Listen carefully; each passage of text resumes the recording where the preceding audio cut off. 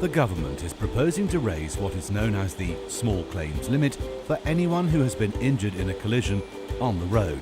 And we think that this is a big mistake, as this would mean the cost of a lawyer to help fight your case will only be paid by the insurer of the person who is to blame if your injury claim is worth more than £5,000. This would affect everyone in England and Wales, whether they had a whiplash injury or not, and includes vulnerable road users who don't suffer whiplash injuries, such as pedestrians, cyclists, motorcyclists and horse riders.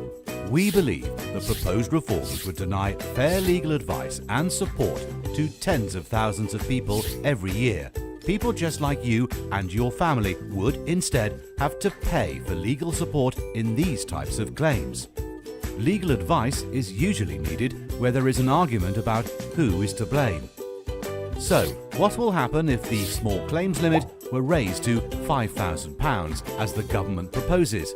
How might this affect you as a vulnerable road user? Let's say a pedestrian is knocked down by a driver of a car. He breaks his ankle and can't work for weeks. Under new proposals, if the driver claims the pedestrian was at fault, then the injured pedestrian may not be represented by an experienced lawyer, unless they pay for it. The injured pedestrian might then get nothing if they cannot prove they weren't at fault. Tens of thousands of these types of scenarios will play out each year.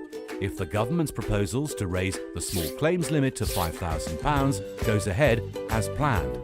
We think the government has got it wrong by including vulnerable road users in these reforms to raise the small claims limit.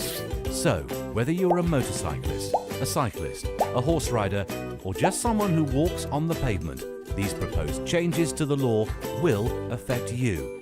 If you feel strongly about your legal rights and the legal rights of your family, then please contact your MP to oppose the increase in the small claims for vulnerable road users.